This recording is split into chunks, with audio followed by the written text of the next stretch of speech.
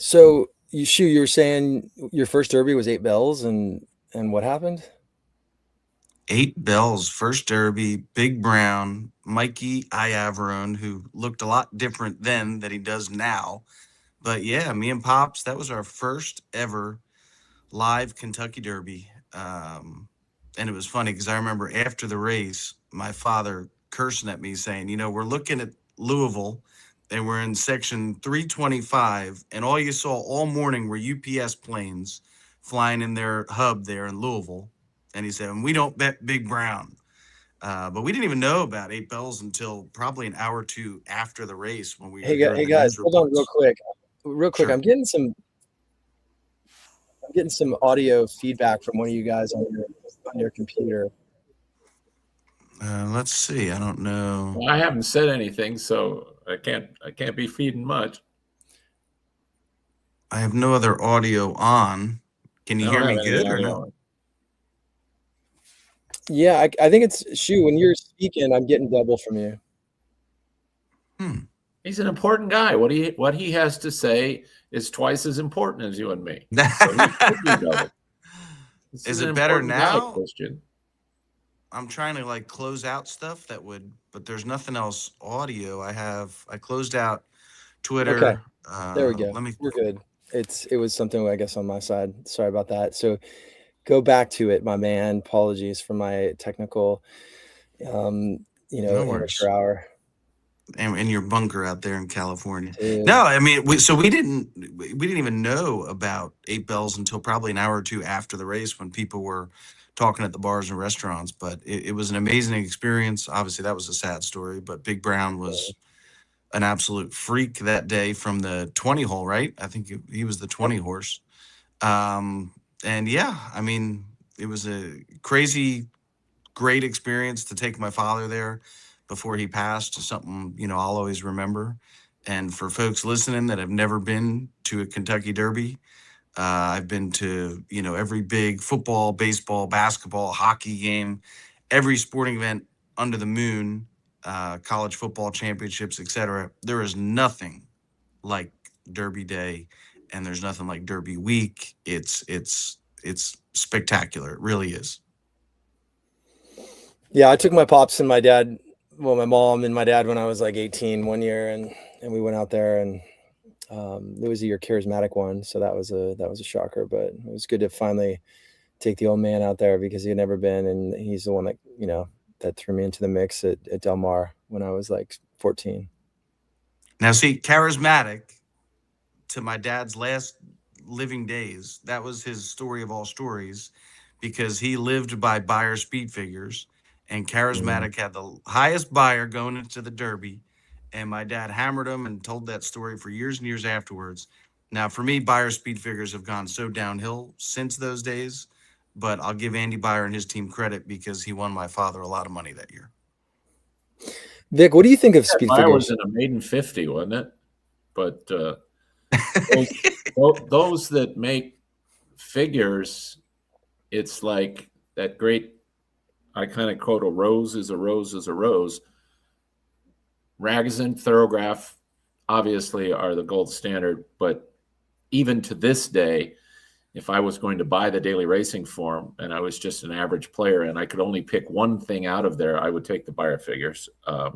They are a little compromised now, but that doesn't mean that the whole concept of it is still revolutionary because people bet a lot of money. I mean, millions and millions and millions of dollars on all kinds of things that don't really have a heck of a lot to do with trying to figure out who's going to win.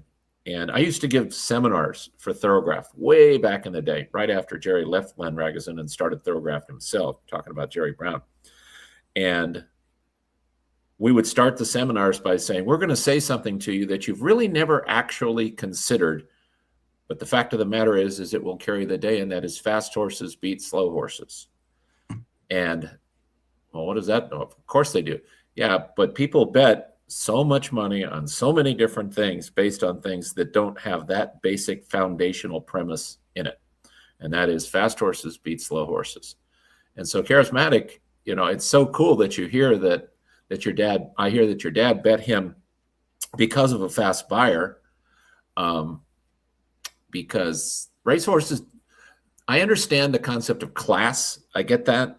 I actually believe your class is also determined by how fast you can run.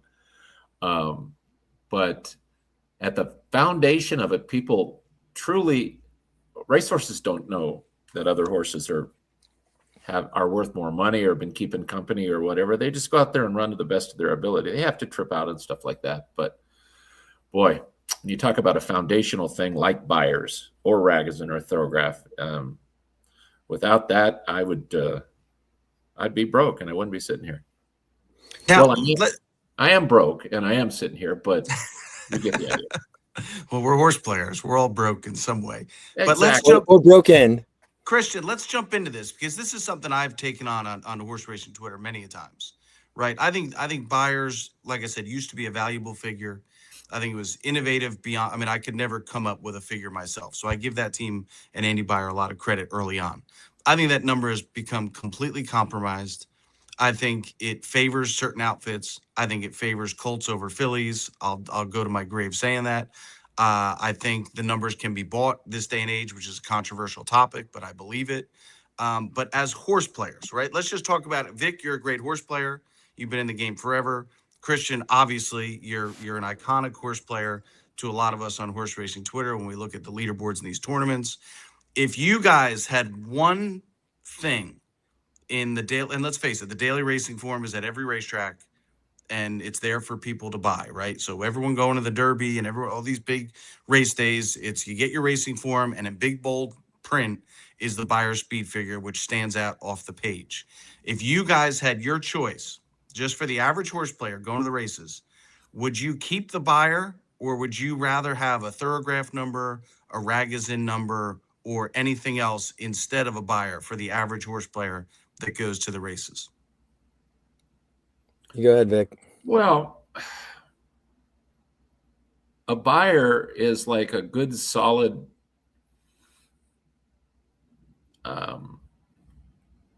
Chrysler, a Dodge. Thoroughgraph and Ragozin are Maseratis. I mean, so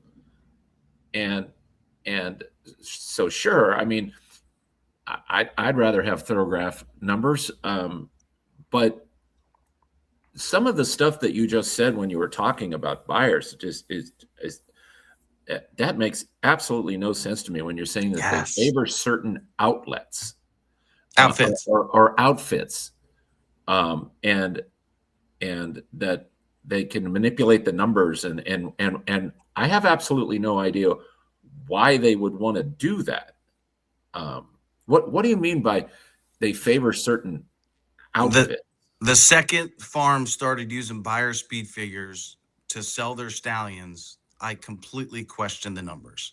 And when you look at some of these buyers that certain outfits run on debut versus others and certain horses at certain tracks, I'm completely convinced that buyers are absolutely biased, and especially towards the Colts over the fillies. So you're telling me that if a big outfit wants to stand a stallion and they want to stand him for X amount of dollars and meet and service X amount of elite mares, that they're going to manipulate the entire process to try to get higher buyer figures for that stallion so it enhances their price? I mean, why are we looking back 30 days now and changing buyers? I mean, that's been like a new thing over the last, year or two. I never remember buyers being changed 30 days after a race. And then you see, the Tampa Bay Derby, which I was a huge Canaletto fan. I had futures on Canaletto. I saw the boys at Coolmore this winter, and they were really high on Canaletto for Chad. All right. They run that race. To the eye, it was a spectacular race, right? What's his name ended up winning over Canaletto and Further Ado. And the buyers came back really slow. And then as you're handicapping moving forward to the other preps, then you hear 30 days later, a buyer's change. Why are they all of a sudden in the last year or two changing buyers, 30 days after a race? It doesn't make sense to me. Well, I can explain that to a certain extent from a Thoroughgraph process, but you completely blew off the question that I asked. And that is, you're suggesting that big outfits, that they are now retroactively asking buyer to change the numbers so their stallions have more value. That's what you're suggesting. And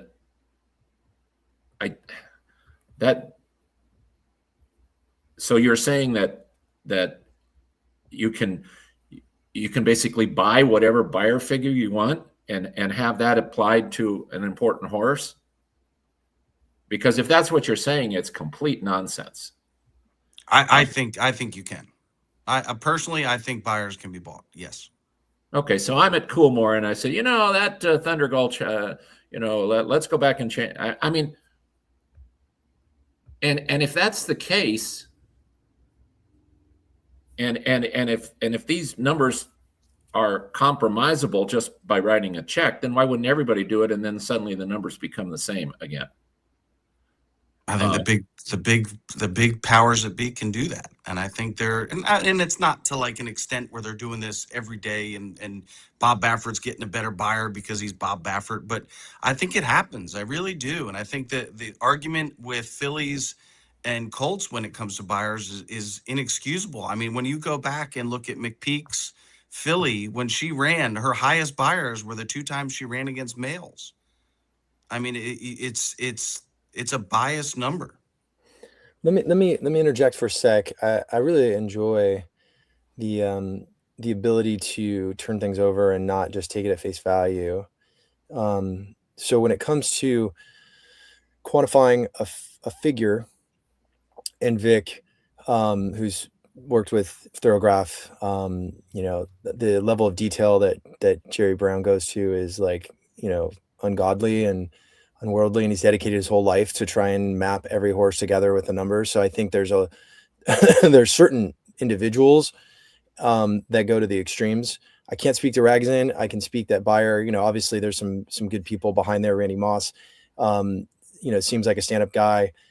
I always like the way he presents himself. I don't know if it's ever communicated clearly to the public, the average person, the average horse player, that to create a buyer or a figure, typically you're looking at, the variant, the differential between the norms, the par times, or the previous runnings of the horses, and you're trying to map them against one another so that you can basically tell the story that this horse has beaten these horses by these minute lengths and these times. And so you have two areas. You have the times, you have the raw times on the day, you calculate a variant.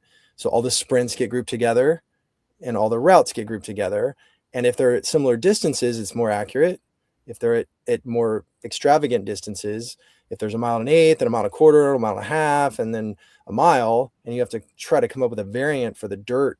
And then you've got the track that's getting watered, and people say the track changes. So there's a lot of complexity in factoring in the sample size of the races, the weather, and then the position of those horses when they do perform relative to one another, and then putting a number on it. So when you put it into a single column, and Shoe, I'm not going to completely disagree with you either, but when you're looking at data sets, the more data you have, the more accurate the figure, whether it's the quantity of races, the quantity of horses that are performing at a decent level. If you're talking about claiming 8,000 races and 4 of them on the same day, those horses can go up and down. So your claim that in a maiden race where there's very little data behind it is interesting to me, because when a horse does run a time, there is some flexibility to put whatever number you want on the buyer. You can look at the groups of the sprints or the routes and you can say, yeah, but truthfully, a lot of times those maiden races, especially if they're first time starters, it's not a shot in the dark, but there's wiggle room. Do I believe that Randy Moss and the buyer team could be paid under the table to give a horse that's trained by Coolmore, hey, if the horse runs well, give it a 98 if you can, try to like lean that way. I don't know. That's one thing I'll say. I is it beyond the realm of possibility? No, but I will say that the buyers change because, like I said, if you only have 2 sprint races on a day and you're trying to put a number on it, and one of the races was just total garbage, and now you've got some decent horses racing, and the horses that finish behind it, behind the winner, let's say, and you put it at X number, 100 or whatever, they come back and they run extremely slow, or if they run fast, given the only 2 races were raced that day, there's a lot of leeway. So that's why people will go back in and change figures. I'm sure. I don't know, Vic, does Jerry change thoroughgraph numbers? Absolutely, they do. Let me. You said a couple of real foundational things when you were starting that. What you were just talking about. You talked about how important the variant is, and I will tell you that the process to do the variant for thoroughgraph and for the buyers are so dramatically and diametrically different. And by the way, I'm going to preface this little speech by saying, again, I believe that the buyers are the single most important thing in the daily racing form, because I am a player that believes that fast horses beat slow horses. And then you also said something that gave me the chills, which is par times, which is the most ridiculous thing ever. Oh, well, 12-5 claimers going 3/4 at Tampa tend to run X. Well, par times are back in the day, they used to have a thing called speed figures, and it was just based on the track record. And that's why Len Ragozin and Jerry Brown became millionaires, because it was such nonsense. But Christian, you even more so than me, because I'm more of a field handicapper and you're a data-based handicapper. But the fact of the matter is, you said something just now that is incredibly compelling. Not only do you get a smaller sample size, but the variant for thoroughgraph is such genius because it isn't based on horses that are running well that day, or particularly on horses that are running bad that day. It's based on, Jerry will go through and he will look at a card of horses. Let's say there's 100 horses that are going to run that day. And you guys have all seen thoroughgraph sheets or buyers that are all over it. They look like a drunk sailor. You know, horse will run a 62 buyer, then an 81, then a 42, and this, that, and the other. And then you'll find other horses or thoroughgraph horses that tend to run the same number almost every time. They run a 62, then they run a 63, then they run a 61, or on thoroughgraph, they run a 12, they run a 12, they run a 12 1/4, they run an 11 3/4, then they go on.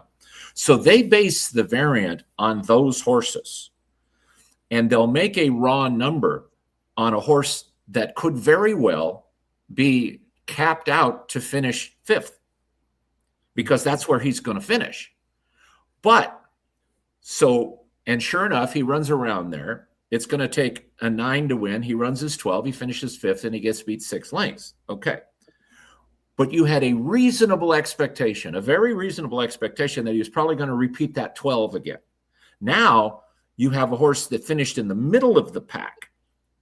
And by virtue of that, you start your zero based on that. I believe that this horse was likely to run a 12 today. Then when you do your raw figure and he ran an 8.5, you know you got a souped up racetrack. If you do your raw figure and he ran a 14, you know you have a racetrack that's slow that day. So that's the genius of the variant as it relates to thoroughgraph.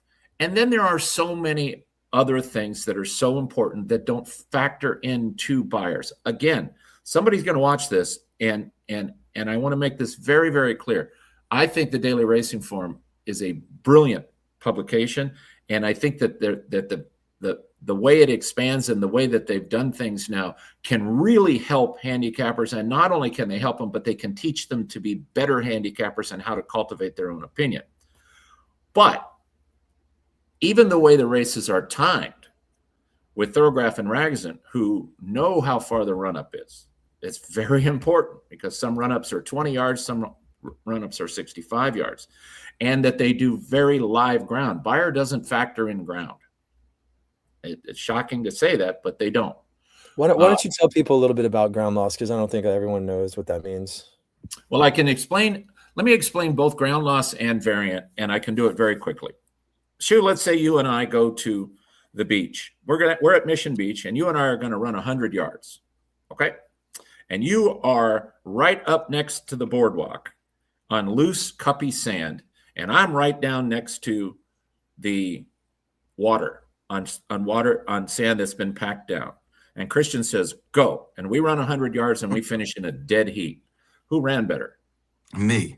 You ran better by miles, because if we switch that, then you're going to beat me by 100 lengths. That is the way you describe and explain what a track variant is. It's that simple. Now, as far as ground goes, Thoroughgraph and Ragozin have ground guys, and those people and gals will look at every single race.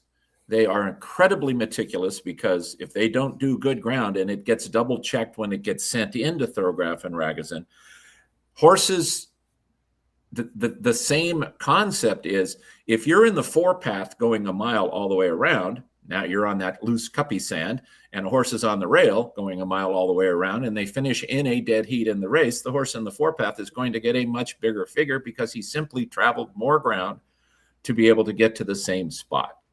And that's what ground is all about. One of the genius things that Jerry does is, you'll see in Thoroughgraph, you'll see OP minus, off poorly, or took up. But what he doesn't do, his ground people will recognize trouble, but they will not factor it into the number. He leaves that to us.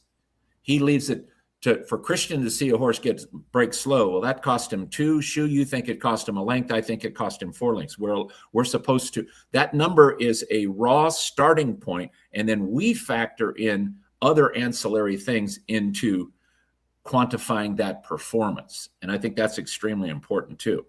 But when you get down to it, ground is incredibly important, because it makes you have the ability to trust that number more implicitly. You get that? That was good, Vic. You get Yeah, it? that was good, Vic. That was a good way to explain it. And I know a lot of, your everyday horse players are watching us on Twitter and on X. And it's like, there's so many numbers, and people are going to pick up the form this week, or their Brisnet or Thoroughgraphs or Rags, and try to handicap the Derby and get into it. I mean, what advice would you guys give them when you're looking at all these numbers? Obviously, it seems like you guys are more Rags and Thoroughgraph users than buyers. I use buyers as a baseline for me. I don't trust in buyers, but I trust it enough to give me a baseline. When I look at I'm a big replay handicapper. That's the only way I pick winners, is replays. But what advice would you give the novice or the general, or someone who's digging into Derby PPs this week when it comes to the figures? Well, when it comes to figures, the Derby is the one race where there really isn't no wizard's curtain to pull back, because everybody's got figures. They're all compared and contrasted, and it's such a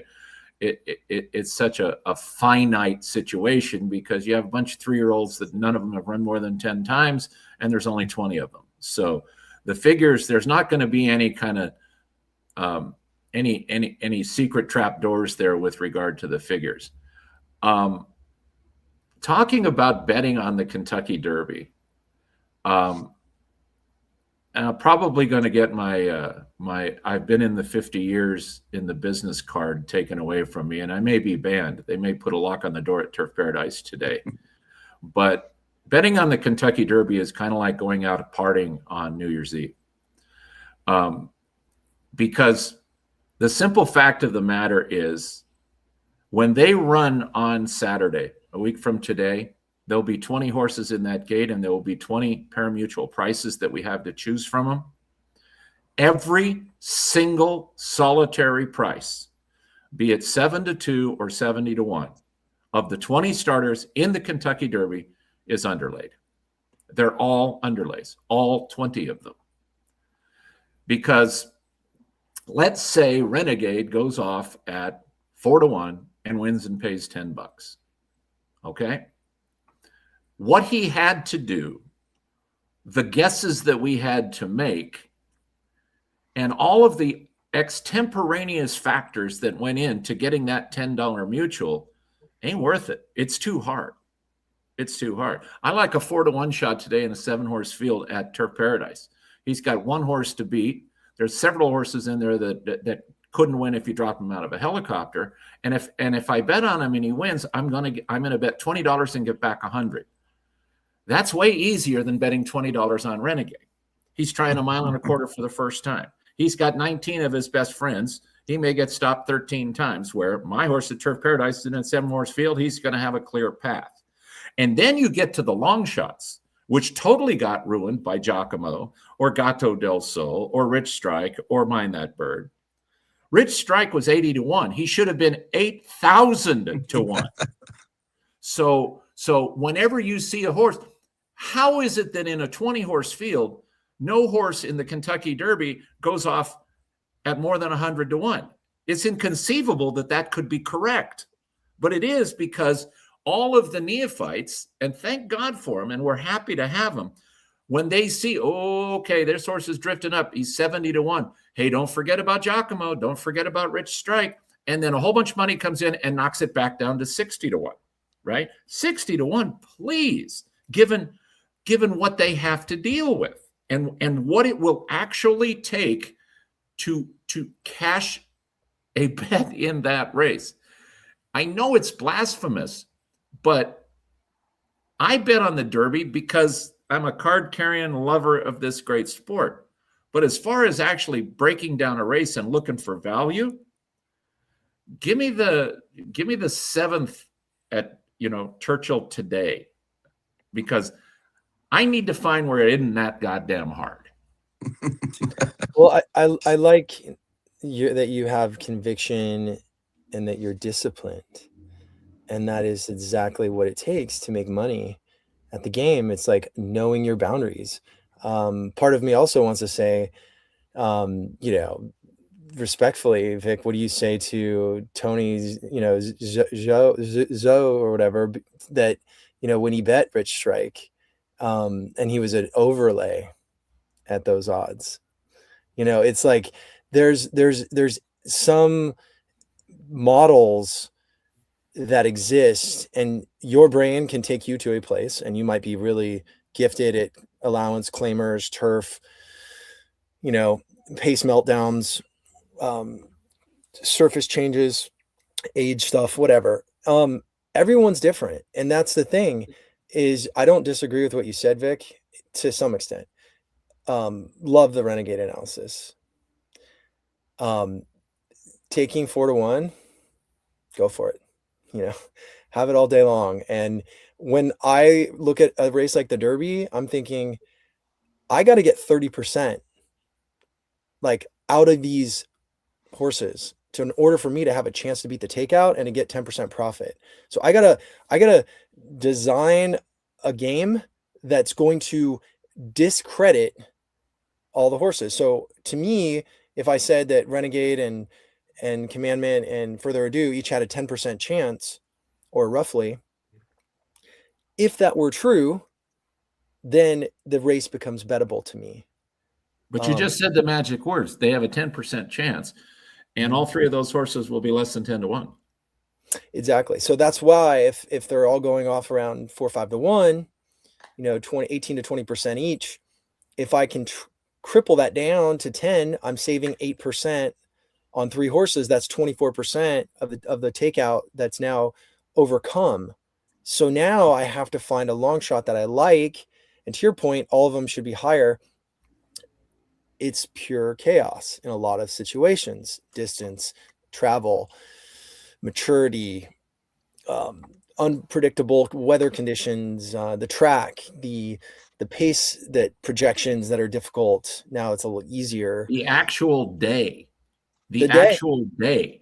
Steve Asmussen once told me, he says, I always run my best horses in Derby preps in Arkansas at Oakland. Is it because of the track, because of the competition? He said, no, it's the best way I can come at least tiny close to replicating what they're going to have to deal with emotionally and and maturity wise, because Oakland, they get 70,000 people for Arkansas Derby, and they're screaming on both sides of it and all of that.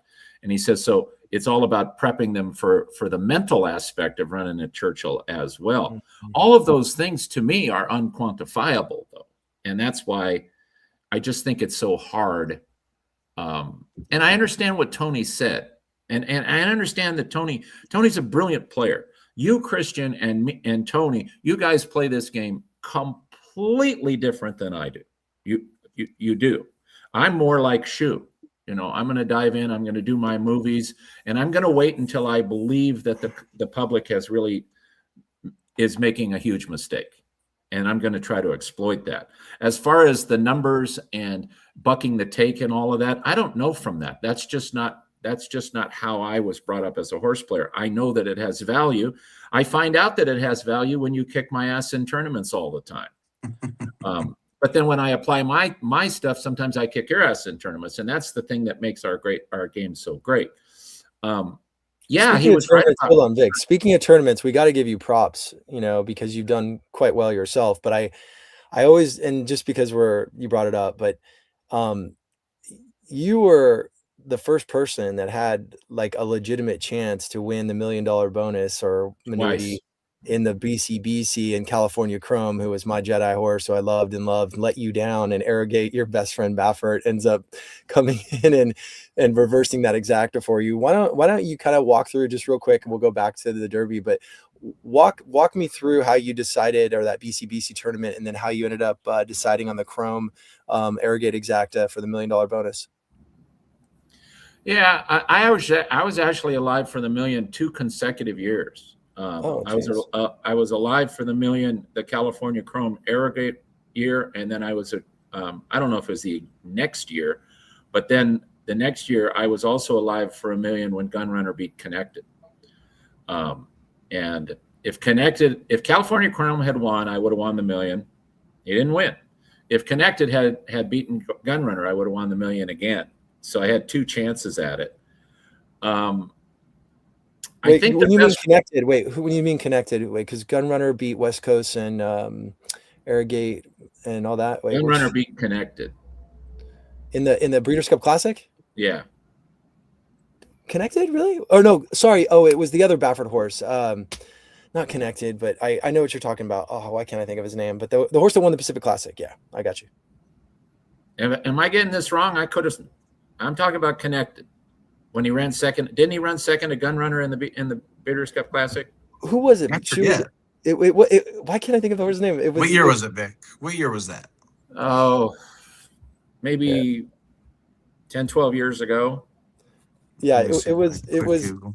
It's funny how you remember the trainers and stuff, but Collected ran second. Collected. I'm sorry. I was calling him Connected. Collected. Yeah, West Coast ran third. Yeah, I'm a race caller that has to get the names right. And you still are a race caller. Apologies about the tweet. I didn't mean to throw that out there. Yeah. Well, when we came to the last race with California Chrome, Arrogate had been incredibly impressive, but I mean, to just talk about nuts and bolts handicapping, I knew that Arrogate would have to do what he did, which is to run down a horse that was running away from the rest of them. And he did it, and more power to him. I was sitting at my house for that Breeders' Cup. I wasn't there live, and I had $60K going into that race. And I said to my wife, I said, we're going to have to bet this $60K. She said, are you out of your fucking mind? We're going to bet $60,000 on a racehorse. She said, what price is he? He's 8-5. She said, okay, now I know you're just messing with me. And I explained to her, and this is something that we could talk about with regard to tournament play, because Drew Coatney proved this so incredibly important when he bet $94,000 on Flightline at 2-5. For him, Flightline was 7-1. He wasn't 2-5, given the fact of what he was looking at with regard to being able to get the prize money and all of that. He needed to take that 94 up to 139. And it was the same kind. But here's the thing, Vic, and I have to interject on this just because a lot of people miss something there. And I'm not saying it wasn't a great move. He won the tournament. if he did not bet that much money, and I don't know the math, he may have finished, third, right? Second or third, right? Yeah. Right. So my point is, he's not betting 94,000. He's betting somewhere between 200,000 and probably 250,000, because if he sits on that money, he gets another 100 or 150. So instead of getting 7-1 on flight line, he's really getting probably like, 8-5. So that's my kind of take on that. Well, see, I think that the real truth that is somewhere in the middle, Christian. But why would you play a tournament with a huge prize fund? You want to talk about take. When we play the BCBC, we buy in for 10,000 and they take 25% off the top before we ever get to play. So when I buy 2 entries and halfway through Friday, they're both worth 10,000, I'm even though I've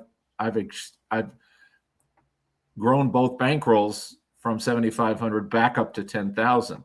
Why would you not go all in for the most possible prize money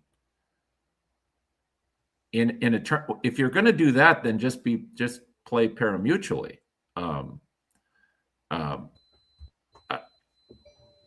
Maybe I don't know the numbers as well as I should, but I thought he did what he thought he had to do to try to win first place in the BCBC, and it worked. Also remembering that his bankroll when he started was 7,500. So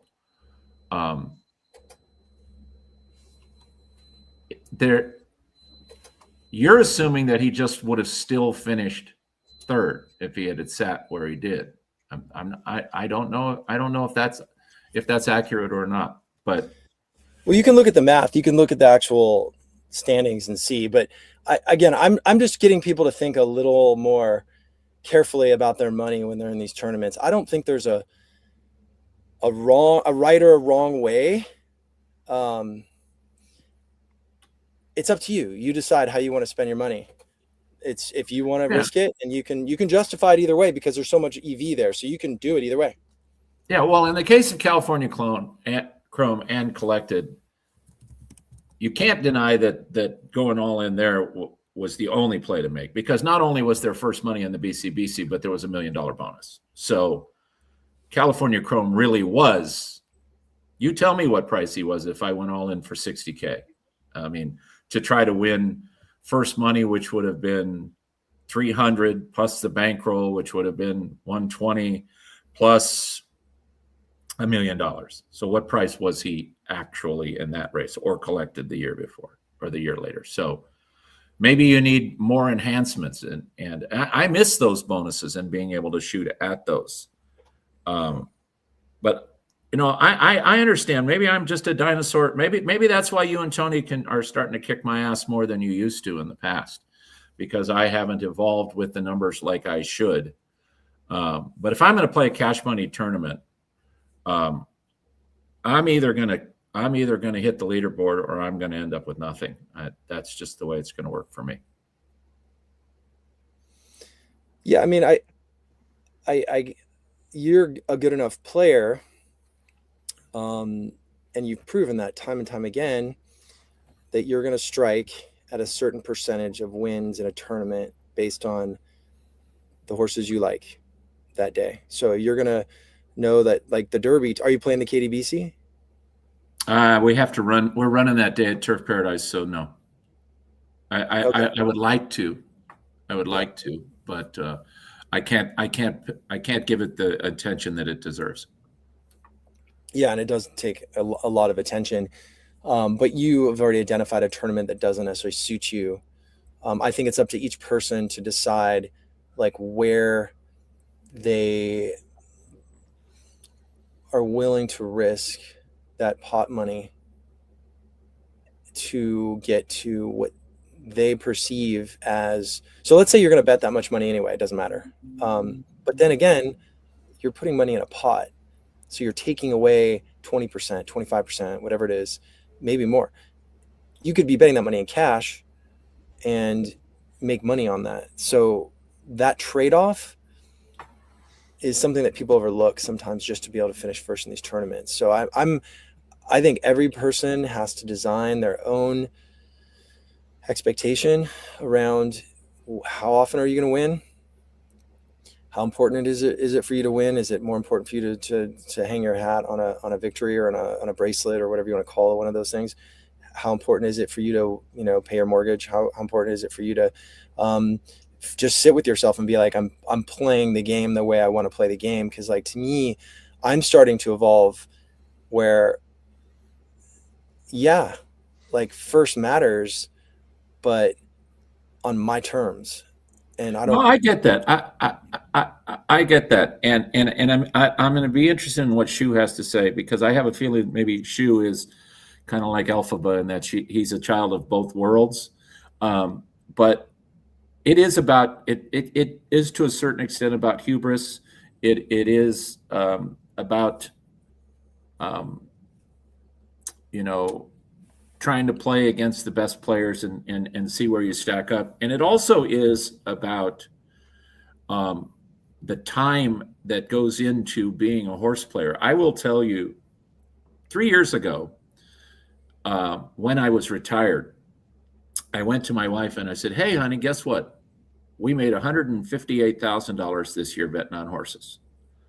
And she said, "Well, that's great. You made about $1.82 an hour." And because she understands the process that goes into trying to all the things that we have to do to win at this game. I am such an obsessive sicko with regard to my prep work and my film work, like Chu was talking about, and all of the other things. And I'm 67 years old. I play tournaments because I can dive in, I can go in, and I can completely immerse myself in a big tournament. But then after the tournament, whether or not there's money and or accolades, because I'm an adulation junkie as well, I also can take that racing form or those thoroughgraph sheets and set them down for 6 weeks. And like, I promise you I could not name 7 horses out of the 20 that's running next Saturday, because I'm not going to dive into that. And if I was going to dive into it, I could, at this point now, exactly 1 week out, I could give you a 15-minute dissertation about every horse and every that they've ever done since the first time they stepped on the racetrack. So the obsession of the work that I have to do when I play a tournament, that's why I love tournaments, because we have 5 or 6 Super Bowls where you can completely, thoroughly, and utterly invest yourself into it, but then you either do well or you don't. And then I set it aside and do things that don't cause me to have all of these obsessive compulsive situations. I go surfing or I play golf or whatever. That was different when I was younger, but that's probably the biggest reason why tournaments are so important to me now. Does that make sense? Mm-hmm. Absolutely. And I think for the general person watching this on horse racing Twitter, it's the biggest problem we have is we gamble on every race. I mean, I'm in a group chat with the boys, and they already have a pick 5 at Gulfstream for today. We got early pick 3 at Aqueduct. I mean, it's just this thirst and just absolute degenerative nature of us to just go and gamble and dig into PPs every morning and text each other. And it's too much. And I think one of the handicappers I love to listen to and have became good friends with, Mark Stanton, Mark gambles a lot of money like you guys. He puts a lot of money into this game. He owns horses. He gambles a ton of money. But the thing he says that resonates with me a lot is his handle hasn't necessarily changed in the amount that he bets, but the amount per race that he bets has significantly changed. He's betting, like Hellmers told me before, he was looking at the contest at Keeneland, the gamble. He had 3 or 4 horses. That's it for the entire day that he was keying on. And for someone like me and a lot of people listening, that's like voodoo. Like, what do you mean? You don't like anybody in the first? You don't have an early double? You don't have an early pick 3? Like, yeah. No, I'm keen on 3 horses the entire day. And then you see the leaderboard and you see Hellmers up there in first place finish in second place with all that money. It's like, man, oh man. But it's like, find a couple you love, have conviction, and put your money where your mouth is. And even for us who are opening up the cards today at Aqueduct or Santa Anita or wherever you're playing today, Gulfstream Park, it's that be selective, understand where you are good, but more importantly, understand where you're not good.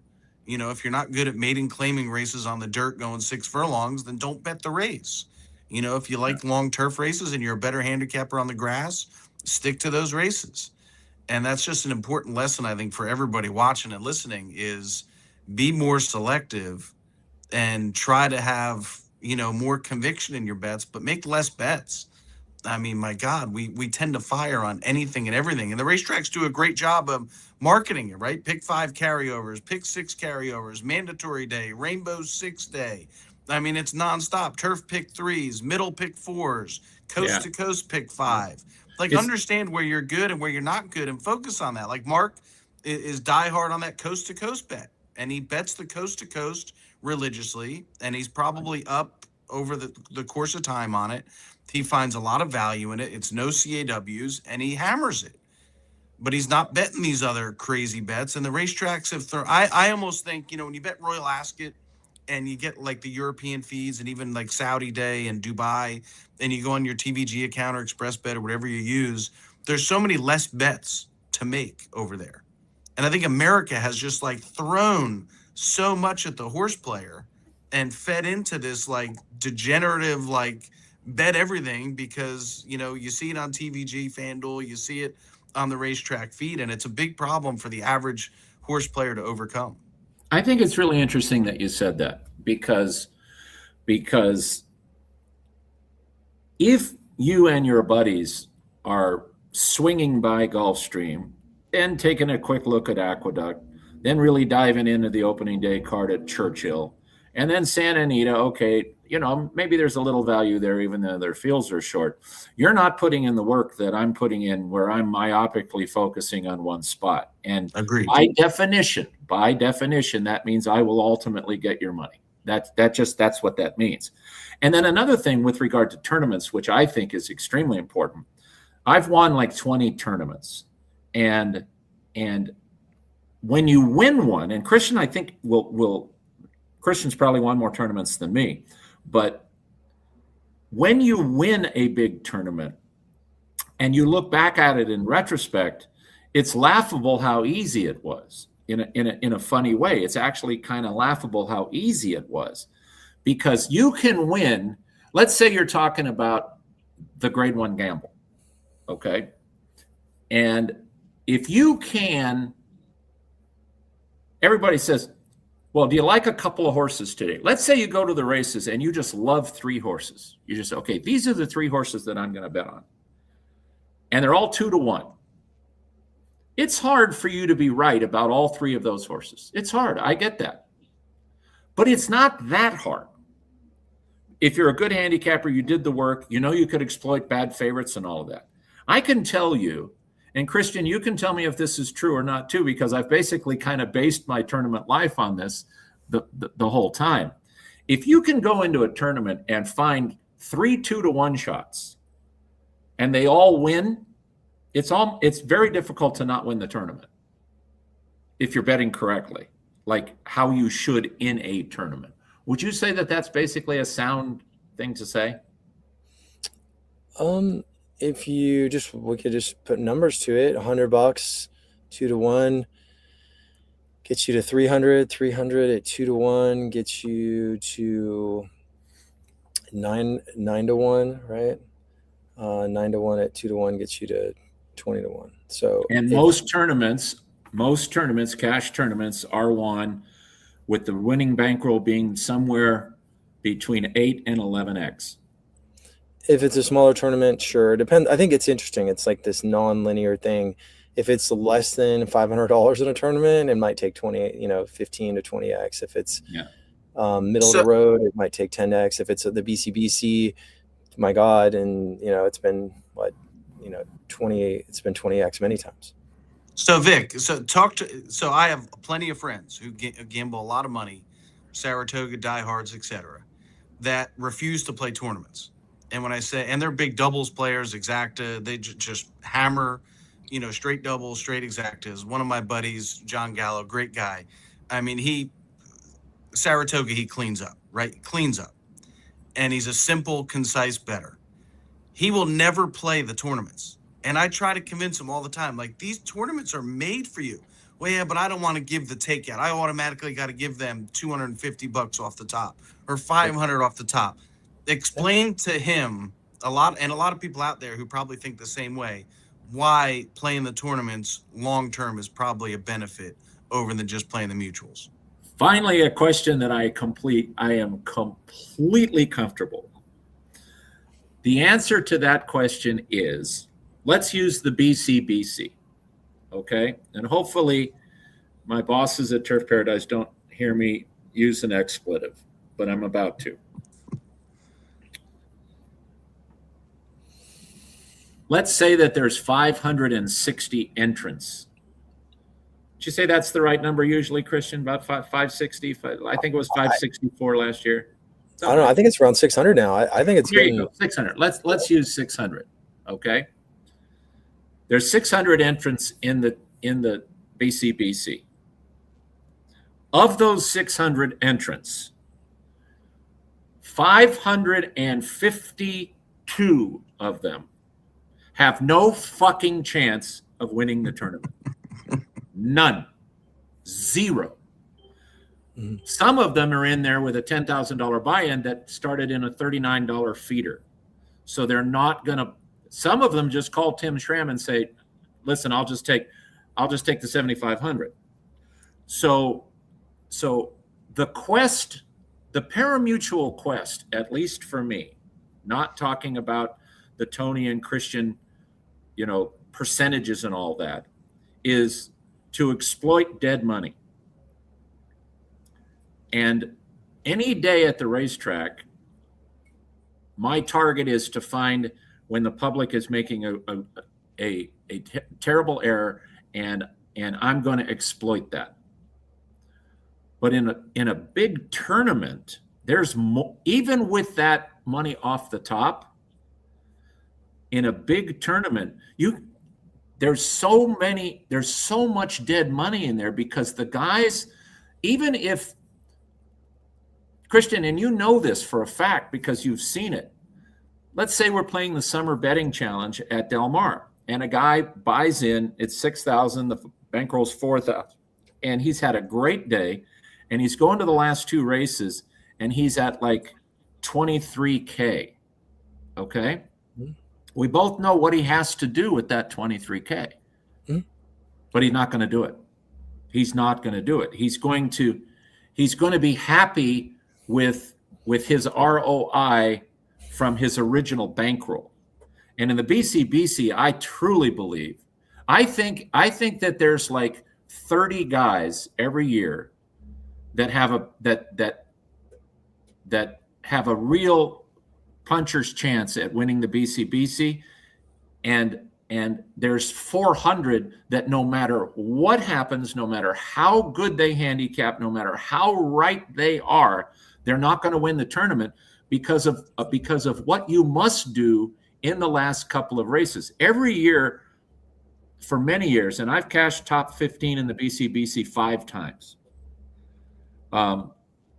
My goal is to get to a point where if I can be right once in the last couple races, I'm going to finish top 10. And to get my bankroll to that point. Most players just won't do that. They just won't do it because it's to use a poker analogy. Not only the great players that play like in the main event could give 2 rats patooties about cashing. What they're trying to do is to get extremely deep in the tournament. Not only that, but with a huge stack. And most players, be they horse or card tournaments, are just trying to survive and advance. That's not going to work in this kind of a format. And so the answer to your friend as to why he should play tournaments is because there's even more dead money in those tournaments than there are just in a regular old day where you have rank and file people not doing the work and firing away on Saratoga. That's the answer to that. Makes sense. Yeah, I'm trying to think mathematically, because you love it so much, Vic. Like how to put a percentage on that whole question, and thinking if somebody's going to bet $2,500 in the BCBC and not put the money in the pot, what are they going to do, and what does that translate into? And I feel like unquestionably, if you took that 2,500, let's just use this example. If you have 7,500 and you're gonna bet, let's say, a 3-to-1 shot, and you get to 20K, well, you have that other 2,500 that you could have bet in cash, and you could have gotten another 3 times 2,500, another 10K or whatever, right? So you could have gone from 25 to 35. So you're going from 25 to 35. You're getting 35K, provided you're going to bet the 10. Normal. If you get to 35K in the BCBC, you're going to get rewarded with an additional, see, this is the thing. You have to figure out how to take that 25K now and just get it up another 10 or 15K, and you're going to get another 20K. So like, that's the thing is, and you have to understand you have the stomach and the balls and the stones to send it, in the first place. And then after that, how can you incrementally get yourself up to another number that's bigger? And those are the things that make people uncomfortable, but very uncomfortable. It's all digital. Yeah, but here's one thing. So much of this is digital. It's not like you have like stacks of cash. Here's one thing about that though, Christian, because yes, let's say you've got your bankroll and you have your 7,500, and then you bet it on 3-to-1 shot, and now you have your 25K. But let's remember that those are massive bets. And it's certainly a massive bet if you're not in the tournament and you just bet your 10K on your 3-to-1 shot or your 5-to-2 shot or whatever. There are precious few tournaments, the BCBC being one, where you won't have diminished returns because you're overbetting the pool. Yeah. So that's not gonna work in almost all tournaments not named the BCBC or perhaps the Pegasus or maybe the Grade 1 Gamble, but KDBC, you could bet it on the KDBC. Okay. I'm almost always working for that tournament, so I don't really know that much about it. I wish I could play it. I really do. So it's not just a function of we still have to. You can't move the needle. You can't move the needle with the bankrolls that we have in the BCBC. You can't affect the board with your play. Even if you're cold decking a $5,000 exacta, you'll knock it down a point or two, but you'll still, if you're right, it's still a very good thing. But the BCBC is exclusive unto itself in that you have that ability to make these monster bets and not be worried that this horse that you think is a prime opportunity at 3-to-1, but you cannot, even I know enough about this, you cannot go big on that horse and risk the fact that you're the reason that he became 2-to-1. And in the BCBC, you don't have to worry about that. I mean, you're starting to see some of the doubles get smashed. I mean, there over time, it's kind of parallel to CAWs in some ways, because the last minute odds drops can come from some of the plays in the BCBC, especially. Oh, I know they do. You know what percentage of the total handle we were this year at the BCBC? I would say it's over at least 6, 7, 8%. What is it? 13. 13, yeah. We were 13% of the entire Breeders' Cup handle. Tim Schramm gave me that number. What were the CAWs? Is that same as they always are, 35% of everything? I mean, the thing about the CAWs, though, I've heard too, is they don't slam the Breeders' Cup because a lot of their models don't necessarily work as well because of the Europeans coming over. So that creates a conflict to some of their math. It creates a great conflict. It's, you know, the CAWs, we can't live with them and we can't live without them. It's really that simple. Yeah, like paint the picture of if they went away. So would even more racetracks. I mean, some CAWs are somewhere between 30 and 35% of overall North American handle. So imagine the business models at these racetracks that are scraping each and every day to put out purses to attract field size, which would cause betting, which is how racetracks make money. And you don't have the handle from the CAWs, you would basically be cutting purses by 35%. And if that happens, then the game's going to die.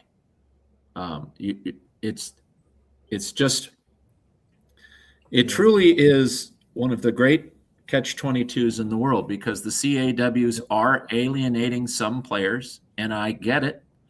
It is incredibly, incredibly frustrating to bet a horse that goes into the gate at 10, comes out at 8, and wins at 6. I mean, it flies in the face. What about the horse that goes off at 18, finishes the finish line at 18, and then the winner's circle goes down to 8? That happened this year at Keeneland, and they said it was a software problem, and I get it, and they're not going to lie. The one thing that I will say about the CAWs, and as a horse player, I have been frustrated, but nobody ever talks about when they jam on a horse that's 3-1, ends up going past the quarter pole at 4-5, and doesn't win. And the horse that you bet at 4-1 pays $17. Nobody ever talks about that. So it does go both ways. So if you were the boss, Vic, and you were running it, what would you change about CAW play, or would you leave it the way it is? Would you provide further restrictions? You're talking to the piano player now, and I have to be very careful with this because there's guys out there that really, really know this better than me. I think what they're trying to do with restricting betting after X amount of minutes left is extremely important, and it's helping the average bettors, and the CAWs will find a way to adjust to that, and their models will still work. They might not work to the extent that they do now, but they will still work. What I would do is I would give players an opportunity to see if they could fight back against the CAW players by giving them a seat at the table of the war that we play parimutually. And I'm not going to take credit for this idea because this idea was one that of a good mutual friend that Christian and I both have, and that's a guy named Jamie. He is pitching to have a in real time television show at a major facility. So let's say NYRA, that at 3 minutes to post, they come on and all they talk about to the players out there are market moves. here's where the market moved. Here's how you can, if you choose to, here's how you can try to exploit that, where you can sort of counterpunch to the CAWs. One of the things that people are so incredibly frustrated about is that they're getting this late access to the pools, but you also never really have time to try to counterpunch to that, to make decisions. Okay, well, we see where this market is moving. So do we want to be a part of that, or do we want to take a contrarian point of view? But again, it's such an incredibly hard juggle because the CAWs mean so much to us in the industry, but the rank and file players mean so much either. And if we lose either one of them, we can't peacefully coexist. And I think that's the problem, is the average horse player feels like the major racetracks have totally placated towards the CAWs, and they've left the retail horse players in the dark. And when you look at where this is all trending, is we're losing retail horse players every day. I mean, they feel like they feel beaten up. Keeneland, which used to be like the boutique meet of all boutique meets, my favorite place to bet on horses, has become, let's be honest, a shit show when it comes to late odds movements. It's incredibly frustrating. It's difficult for the retail player to handle. And I don't know if you're in my camp, you could say I'm crazy. Dennis Drazen, who people can argue has done some great things and maybe some not so great things, but Dennis introduced fixed odds wagering in New Jersey. It's been here for now, 5 years. I don't know why. Well, I do know why, because the CAWs don't want it, but I don't know why we can't have a national fixed odds program. I really don't. It would be fantastic. The idea that you could love a horse in race 7 at Aqueduct today and get your 10-1 fixed morning line, and the CAWs can't coexist with that, to me is absurd. The CAWs don't want fixed odds wagering in this country. I've had conversations with Aidan Butler, who I respect a lot, and Aidan came from that England model of fixed odds, and he doesn't want it. And I'm convinced the CAWs don't want it for a reason. But what's your take on a national fixed odds program? And I know there's legislation in Kentucky that's going on right now, but if you could have a fixed odds where you could, and again, at Monmouth, I can go to Monmouth and I can get 5-1 on the fixed, and the tote may be 8-1. And in that case, I'm going to bet the tote. There's a lot of times where the tote odds are better than the fixed, but at least as a retail player, I have that option to do so. I mean, what do you guys think about a fixed odds program, a nationwide fixed odds program for the retail player? Christian is way more qualified to answer that than I am, because I don't really know. I mean, you have to remember that handle is what the only way racetracks make money. The only way racetracks make money is handle. That's it. That's how they. So whatever would cause them to be able to make the most commissions and generate the most handle is what that they want to try to do.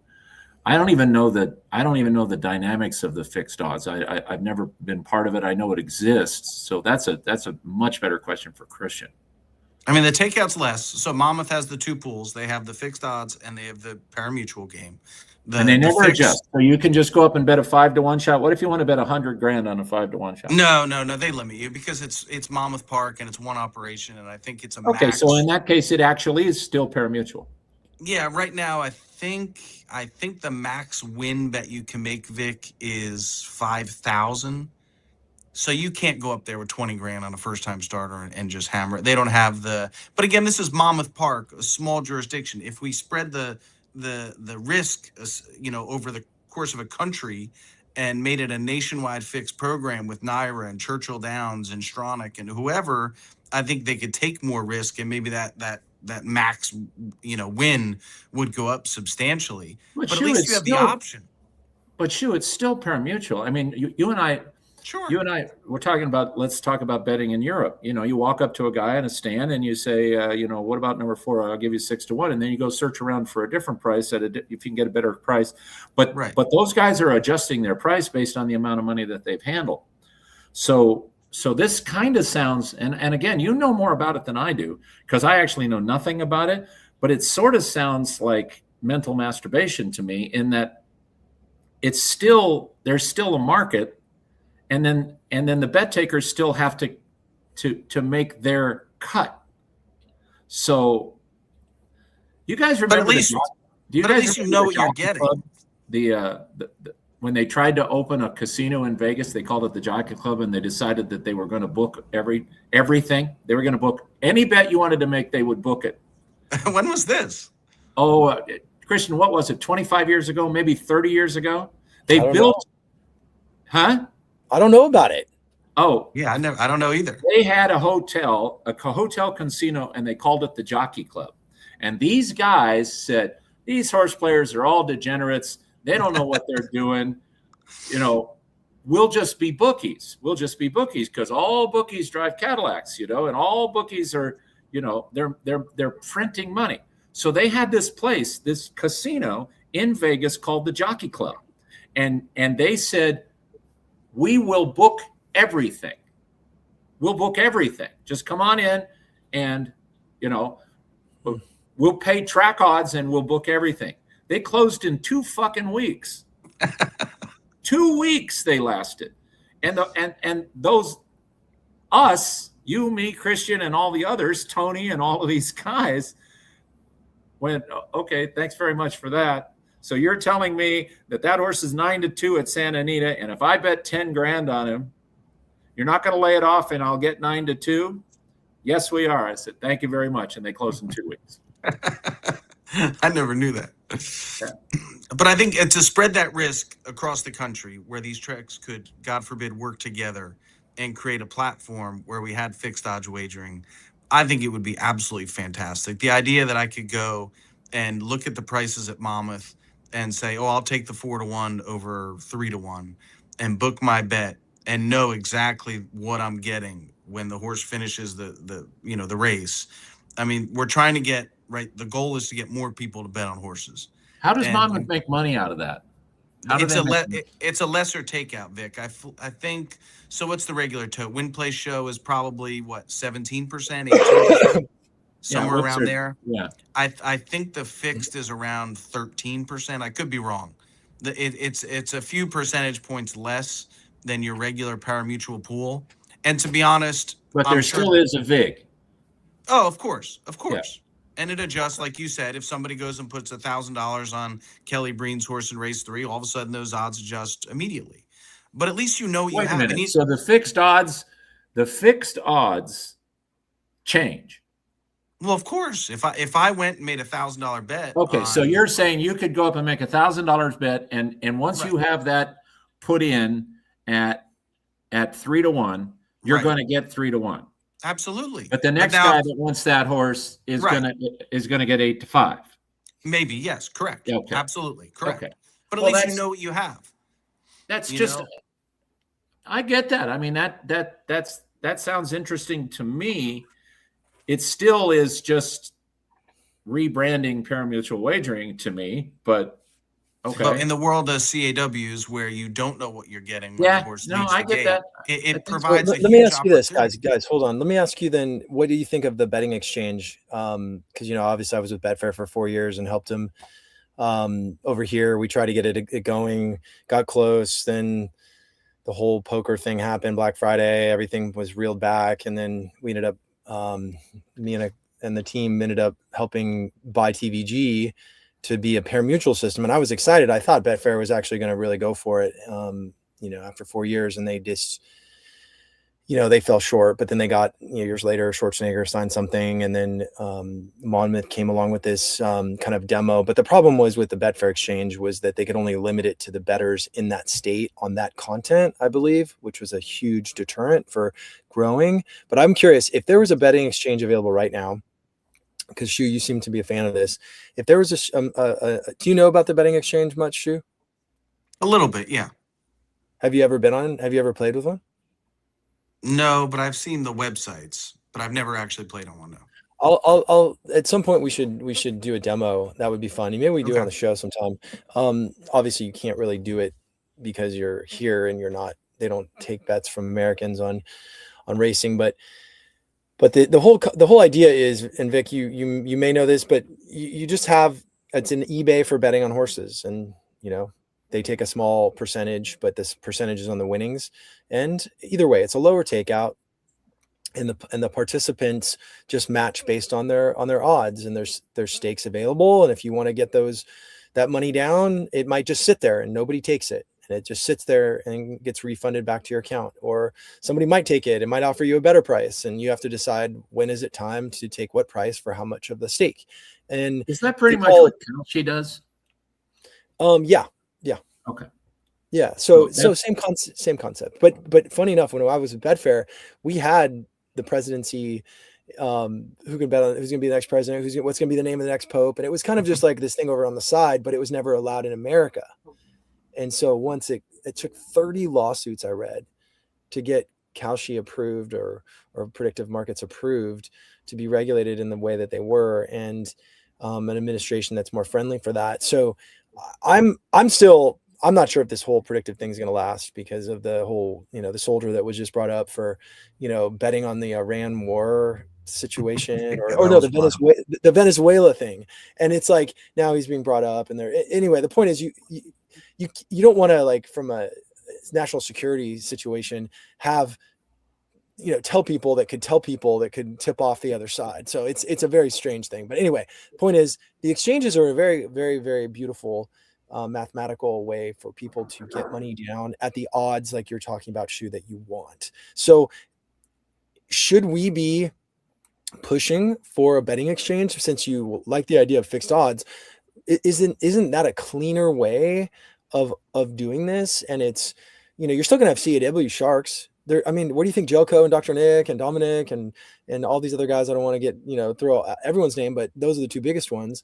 And, they're living in the exchange worlds. Like, who do you think is setting the odds? And there's also, Jelko has his own exchange. So there's market makers. When you're that good at something and you can literally dial it in so tight, and granted, we have to beat them. That's our job, right, Vic? It's like, we have to find a situation where everyone's going to jump on a horse. Like, I'll give you another example. Not that I made money in the race, because I could have, and I don't want to say how, but Forever Young going into the Dubai World Cup was absolutely an underlay. Like, coming off a huge win in Saudi, where they clearly wanted to win that race because of the purse, way, way, way, way more money than the Dubai World Cup. And they're going to Dubai just because, and obviously there's a war going on nearby. It was like a strange situation, but Magnitude wins that race.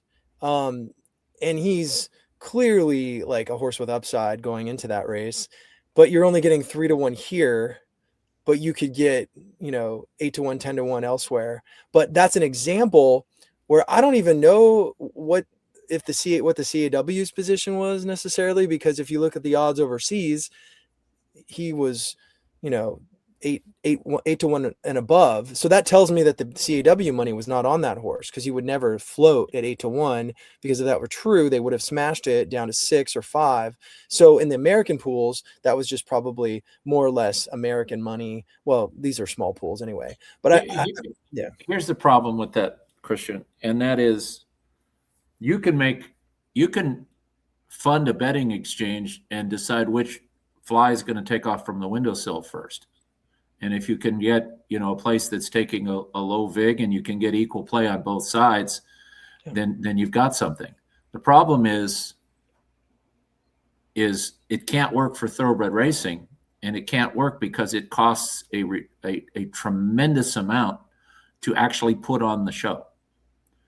You have to have purse money. You have to have all of the things that go into actually running a live race meet. And all of that, even the place like Churchill Downs, there still are margins. All of it that goes into presenting that product. If you and I just want to say, okay, I'll take Edmonton and you take Anaheim the next time they play, right? That's going to be there out there for us to decide where the value is.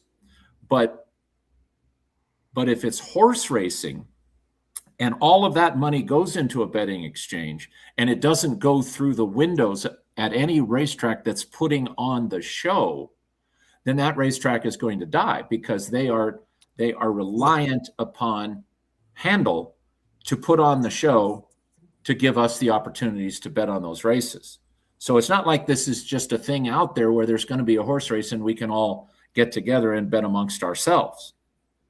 Yeah, but at the same time, I'm saying pay the industry. I mean, that's what I pitched for 4 years, is that we'll give them, whatever percentage made sense. We would guarantee minimums. We would make sure that there's no cannibalization and stuff like that. Hey, how well is the industry doing now? I mean, how many more racetracks are going to close in the next 5 years? Monmouth Park is dying right now. I mean, I've heard plenty of rumors. I think Naira's going to buy Monmouth Park, which may save it. But Monmouth Park is going by the wayside. Gulfstream Park's gone in 5 years. Santa Anita's demoed the day after the Olympics. I mean, I don't know. Hawthorne is bankrupt. The model with CAW, I mean, and CAWs have been in play now for how many years? How many years? You're saying that as if it's a bad thing. I believe that major contraction is in the process of happening, and when it finally, it's hard because there's so many people out there whose lives depend on it and all of that. But without a little revolution, a lot of things never get done, or you just accept a status quo that doesn't work for anybody. You're right about Gulfstream and Monmouth and Emerald and Canterbury and Santa Anita and all of that. But at the end of the day, there is going to be pari-mutuel wagering on horses in North America. In my opinion, what it's going to be are these supercells, New York, Kentucky, California, Arkansas in the wintertime. And so all of this is, and there's a lot of people who are going to be damaged, and it's going to be awful for a lot of people. But that revolution is coming to where when you have these foundational huge signals, everything comes together. Now you're running races at the New Belmont, and every race has 14 horses in it, because horsemen don't have the opportunity to go to Monmouth or to Gulfstream or to Penn National or to Parks or whatever. They're all going to it's like the racing in Japan and in Hong Kong and all of that. There's always going to be betting on horse racing. And what I envision is in 10 years is you've got one or two huge Eastern signals, one or two huge midday signals, and then the California signal. We may end up with 14 racetracks in the whole country that are actually running races. But the product that they can put out because of this contraction will be epic. And horse players will find great places to bet on the races. I mean, to put it in its simplest form, let's say today we're going to run a 6-horse field at Gulfstream, a 6-horse field at Laurel, and a 6-horse field at Aqueduct. We can take those 6 horses and run them all in one place, and now we've got 14 with 4 alsos. And that's going to generate way more handle than what's generated at those 3 spots individually, even if you combined it. And I agree with you. Contraction is needed in this sport. I've been saying for years, Gulfstream Park should not be running in the summertime, right? Those horses should be coming up to the Mid-Atlantic like they used to do years ago, right? They should be up at Maryland, Delaware, New Jersey. That's where those horses belong in the summertime. They shouldn't be running at Gulfstream Park in the summer. I get it. But at what point is contraction in this sport hurting not only the retail horse players, but the fans? Because now in the process of contraction, you're turning off a lot of your fans and your retail horse players. And that to me is the problem. How are you turning them off? Well, if you close Monmouth Park, you'll turn a lot of race fans off. If you close Gulfstream Park, you're going to lose a lot of South Florida. I think you're going to lose a lot of fans of this sport if you're closing tracks left and right. Shoe, 94% of the money that's bet on any racetrack is bet by people that aren't there. Agreed. But you're losing, again, we're talking about a sport here, right? Okay, so you're talking about fanhood. You're saying that some guy that I lived in South Florida. I called the races at Gulfstream for 7 years. And back in the day, Gulfstream was the quill. But are you telling me that if, let's say, Gulfstream goes away and you have this body of horse players that loved Gulfstream, they would either go there for a day of racing or they'd break open their firm, go to their ADW, and they'd fire away on Gulfstream. And that's what they loved. Are you telling me that those people are now going to say, screw it, I'm not betting horses anymore, and they're not going to look at the card at Belmont? Because I can promise you they're going to. And they may not have that on-track experience. They may not have the local knowledge and the feel of all that goes into that. But horse players are going to find a way to feed that passion that they love of trying to pick a winner. And if Gulfstream closes, those people are going to bet on NYRA. They are going to bet on NYRA. If Santa Anita closes, they're going to bet on Del Mar. And where are they going to run in the wintertime? Well, we'd like here in the Valley of the Sun to think it's going to be Turf Paradise, because that could very well be the case, in which case I'm on the right team. But horse players are going to find places to bet. And that's never changed for 150 years since they ran the first parimutuel race ever in Pleasanton, California. It was the first North American parimutuel race, believe it or not.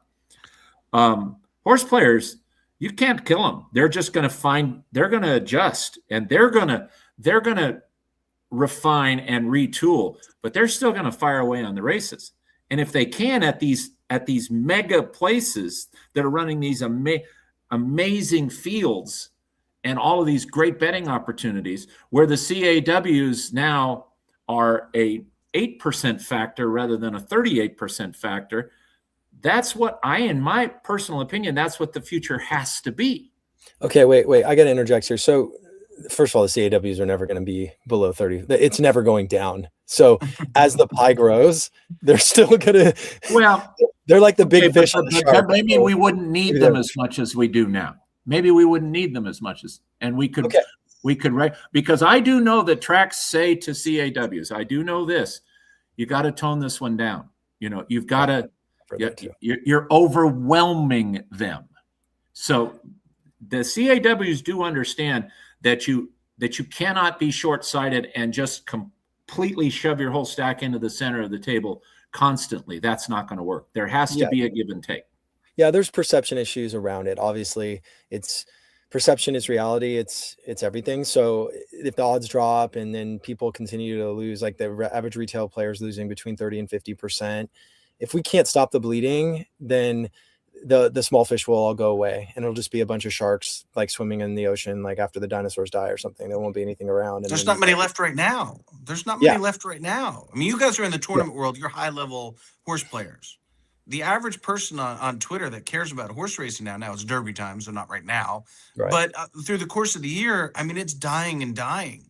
I mean, the retail horse players walking out of this game faster than you guys could ever imagine. They're saying they are, but are they actually? Oh, 100%. You've seen some of the handle. You've seen some of the handles drop. Huge. My handle was probably down 45% last year.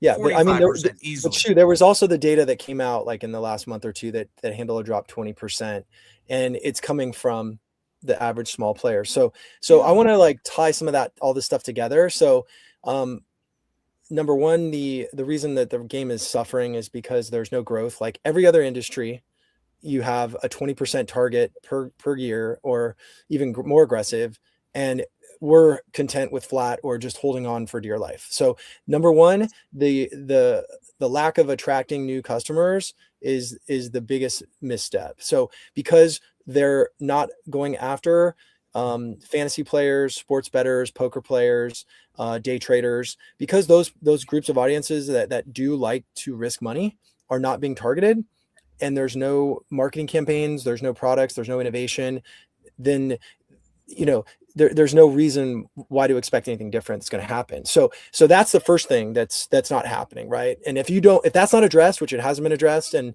the reason it's not being addressed because a lot of people aren't I think cozy with the mindset of the horse player and what we live and breathe and need. And so they think, oh, let's strap on a new wager. Let's try the pick 7 or the super squared trifecta or some stupid stuff. Right. So it doesn't, it's not solving the problem. So, and also racing has a huge learning curve, like unlike anything else. And you have competitive forces that are way more fun and cool and sexy and interesting. And your dopamine spike is happening at about 50% of the time when you play poker or you bet a sports game. If you're betting on a money line or a point spread, whatever. So in horse racing, if you're really freaking good at this, you're winning at 20% of the time. You're going to lose 4 times. You're going to bat 200. That's very uncomfortable for, the Griffin Johnsons of the world, right? Who might just sit there and, seems like a great guy and loves the game, but is he going to be turning into a true horse player betting 50 grand a year or 100 grand a year? No. And so you can't build a business until you have new blood coming in. So that's the biggest issue that the industry is facing. And now we're leading to the contraction. Like what you said, Vic, is good. The contraction will create a better product. The CAWs are not going away. They're going nowhere except here because they've spent God knows how many millions building their teams and their algorithms, and that's permanent. So we have that necessary evil. Like we said, we can find a way to coexist. And then we have product innovations like the betting exchange. And I think there is something to fixed odds. It's not standalone. And yes, the industry needs to be paid and needs to be paid a ton. But the whole idea of like being afraid of a horse losing and all that stuff needs to go out the window. And especially with what's happening in the prediction markets in Kalshi right now, we just need to start taking some risks, I think. And and I wanted to talk about the HISA stuff too, because that's also creating some more strife because all these horses are getting scratched. But like when you compile all this stuff, it's not a surprise that things are going to continue to dwindle. So that's why I think it's like, people like McPeak and other thought leaders and even Rapoli and Portnoy and all these guys, everybody needs to just have a conversation. We all need to be talking, because the more talk, then things are being brought to the surface, and the Jockey Club is being challenged to rethink their way of doing business. Great. Let's turn it over. Just like, this administration's done. Let's turn over things. Let's figure out what's going on. That doesn't mean it's right or wrong, but let's turn things over and not just like think that it's going to be okay. And then hopefully, like with some intelligent minds, will agree, collectively on a few risks. But how do you guys feel about what I just said? And then I want to talk a little bit about the vet scratch stuff. I think that what you said has, my first job at the racetrack was literally 50 years ago. And I think we're facing the same problems that they did then to now, except for it's so much more difficult now, because when I first came to the racetrack, it was basically one of the very few legal ways to get that dopamine rush by gambling. So how do you cultivate new players, and how do you, to me, it's always been, and this applies to your expertise, not mine, Christian. It's like everybody was talking about how stupid it was what they did at Turfway with the octafecta. I didn't think it was stupid at all. What they're trying to do, that nobody would ever suggested that you were supposed to try to handicap that. They wanted it to seem like a lottery with less takeout, and they seeded the pool. And so it wasn't stupid at all. It's just the Twitter geniuses say, well, who would bet that? The answer is a complete neophyte that just, all you had to do is tell them, look, it's no different than a scratcher or a lottery ticket, but we're going to put some money up, and we're not charging you 50%. So we're charging you significantly less, and then maybe your numbers will come up. That's what they were trying to get the people to understand. And I think that there's going to be something to that. So the hard part is, as you said, Christian, there's such a long learning curve. The way, when I do my handicap shows, I try to pick a winner, but I also try to, I'll pick a horse that I actually think might be my third horse, but I look at it as a better teaching tool. So because if you can't take a $2 bettor into a $20 bettor into a $200 bettor by teaching him how to cultivate his own opinion, then you're not ever really going to get anywhere. So I you just said the magic words. The question is, how the heck do we do that? And if you can answer that question, you can become a very, very rich man. Yeah, I I mean, think you're. go ahead, Oh, sure. sorry. I was just saying, you look at DK and FanDuel. What was it, December or January? I think correct me if I'm wrong, but I think their overall handles had dropped pretty significantly, especially on NFL betting. I think the Super Bowl was their worst handled Super Bowl in 7 years? I forget what the number was. I think just like sports betting, just like playing slots, just like playing the lottery, if you're not winning, you're not gonna play. You're not gonna put more money in. And you have the horse player who for years it's a very difficult game to win, right? Like you bat 300 in Major League Baseball and you got a shot to go in the Hall of Fame. You bat 200 playing horses, you're doing really well, really well. It's always been a difficult game to win, right? It's now even harder with CAWs. And instead of going to Monmouth Park on a Saturday here in the summertime and hitting, three exactas over the course of a 10 race card and walking away a winner, you're lucky if you go even if you hit three exactas on a 10-day card. The payouts are absurd. And these CAWs are watering down the markets. They're making it just so unappealing to play anymore. And unless that changes, I don't know how we keep retail players in this game. Well, And it I'll give changes- And racetracks. the question is, how can that change? And the answer is, I don't know. Christian is the things that Christian says make sense to me. Again, remember, I'm just the piano player.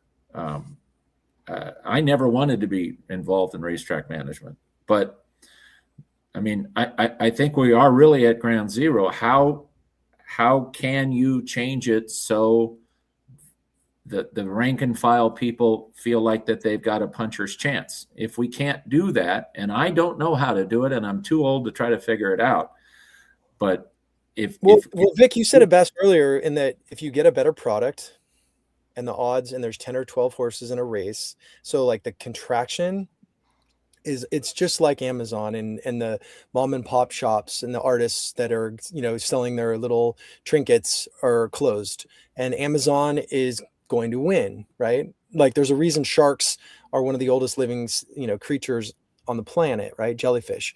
Like it's evolution. So let's accept evolution. Gentrification is not necessarily a pretty thing, but it happens. And then there's another place you can move if you don't want that. And you can switch the sport and get out of this gambling game or not. But if the product gets better, if there's 10 or more horses in a race, the CAW stuff changes a little bit, right? It's so pronounced right now because if there's 6 horses and 2 of them are complete garbage and you've got 4 entrants, and of the 4, 2 favorites are going to be so overwhelming, and then the other 2 are really kind of like in this murky water place that doesn't really get you excited, and it's like the leftovers, it's like if things completely fall apart, this horse might win enough to give me and squeak out a profit, and I don't really want to root for that. So to me, it's the product first, and then it's the marketing second. I completely agree with that. Yeah, I completely agree with that. While you were talking on that, I thought of something, and now it's gone out of my mind. But well, if the sport doesn't get better competitive races where you have more entrants that actually have 4, you need 4 entrants that literally are all within a length or so of each other for you to have a chance at hopefully choosing the 4th choice, and then you can start getting yourself in a positive ROI. And that's this mentality that I think a lot of horse players, Shoe's example, loves the game so much, wants to just get some action. And I know what that's like. Like when I was younger, I used to throw money around and play everything. And it was, pick 6 boys. And we did this video, and, it was all about trying to hit the pick 6. One summer I spent all summer. I thought of what I was going to say. Sorry to interrupt, but when you're old, I'll forget it again. Another part of this is every successful horse player that I've ever met puts in the work. And if you don't put in the work, you can't win. You cannot win. If you put in the work to an obsessive compulsive point, it gives you a chance to win. I can promise you, if you don't put in the work, you will not win. You cannot win. But another aspect of being, and Shoe touched on this earlier, if you really, really, really want to play this game to the best of your ability, there are lots of pools, and they are easily researched, that the CAWs are not allowed in. For example, the cross-country pick 5. If you want to be a completely proactive horse player, and you'll have to be very selective, and you'll have to pick and choose, and you'll have to show a great deal of restraint and on all of the things that we as horse players don't really want to do because we just want to fire away, you can spend your parimutuel life ducking and dodging pools that the CAWs are not in. They're out there. There's lots of pools that the CAWs are not in. And I think that might be a part of teaching and cultivating new players as well. Tracks are still going to take handle on those races, and they're still going to take their same commission. But maybe sometimes, you can't stand up to a bully, so you just go find somewhere else to play. And you can do that in our game. They're out there. Here's my little rant about horse racing. You ready? And CAWs and this the state of the game right now is, and you guys correct me if I'm wrong, but I would say 80 to 90% of horse players grew up with either a father, an uncle, a grandfather, or somebody. You went to your local track, you made a few bets with dad, and you got kind of hooked into the game. You kind of started to understand it. You went, you had fun at the racetrack, and then as you got a job and got money, you said, oh, now I can play this game competitively, and I can play in horse tournaments, and I can, gamble a lot more money on the ponies now. That's going to be gone. And we're talking about contracting racetracks. Now, I bring my daughters to Gulfstream Park since they were little kids. I bring them to Monmouth Park since they were little kids. They know horse racing. When they're older and they make money, they may go to the track with their kids and show them what this sport is all about. The older generation is going to be gone in this game. And if we're talking about contracting and shutting down tracks, yeah, you can appeal to the massive gambler, but why are they going to play horse racing when they have to go up against CAWs, when they can go to their poker room where they may have a better advantage, or go to FanDuel Sportsbook or DraftKings Sportsbook, or go to there's going to be a casino on every street corner pretty soon. I mean, my God, New York now has one at Citi Field. Jersey's probably going to expand out of Atlantic City when that place starts to shut down. The idea of losing the younger generation of horse players because we're going to close a bunch of tracks and have, 10 racetracks with full horse fields, I don't think it's a long-term solution. I really don't. I think we're going to lose a lot of the core customer, and we're going to lose even more younger folks. I mean, people go after Griffin Johnson all the time, and I get it. Griffin's a wonderful human being, a great kid. He has exposed horse racing to more people than the three of us could ever do in our lifetimes. I mean, my daughters know who Griffin Johnson. Oh, Dad, you got to play golf with Griffin Johnson. Wow, how cool is that? I mean, he's putting horse racing in front of so many young people. And the CAW model, which is driving out the horse players, which clearly is not working for racetracks. Despite them raising purses, the retail players are walking away left and right. Something needs to be done. I don't know what it is. I think fixed odds would do huge things for this game, just on a just pure merit-based thing for the retail horse players. But I don't know. Boys. I mean, we're in trouble. I agree with that to a certain extent, and my grandfather took me to my first horse race at Hollywood Park. But if you have a great game, like I remember when I was a kid and I lived near Dodger Stadium, my dad would take me to 20 games a year. Now a dad can take his kid to 2 games a year because it costs too much to go. But it doesn't change the fact that baseball is an incredible game, and young people are going to embrace it and love it. What you're saying about, well, your dad took you and you'd like to take your kids and all of that, doesn't change the fact that betting on horse racing pari-mutually is an unbelievably cool thing. It's going to find, water will find its level. I believe that. I understand how frustrating it is and how it seems like it's all going in the crapper. But there have been a whole bunch of other times throughout the history of horse racing where it was going into the crapper and it didn't. It's going to retool. It's going to reinvent itself. And we are going to find ways to, the Griffin Johnsons of the world, the Dave Portnoys, the Christian Hellmers of the world, who can talk to the that can talk to the percentage guys, which I can't talk to, but I can talk to them about how it feels when you spend 2 hours looking at one race and say, okay, the 4 is going to be here and then the 6 is going to be here, but watch out for the 8. And here comes the 7, but I'm going to bet the 1 because whatever.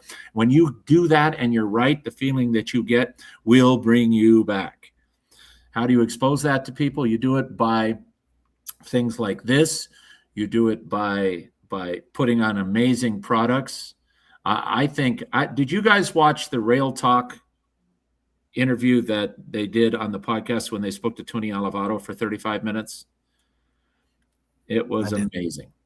And Tony Olivato he was the executive producer at TVG, and now he is in charge of Naira Bets and Fox Sports as it relates to horse racing.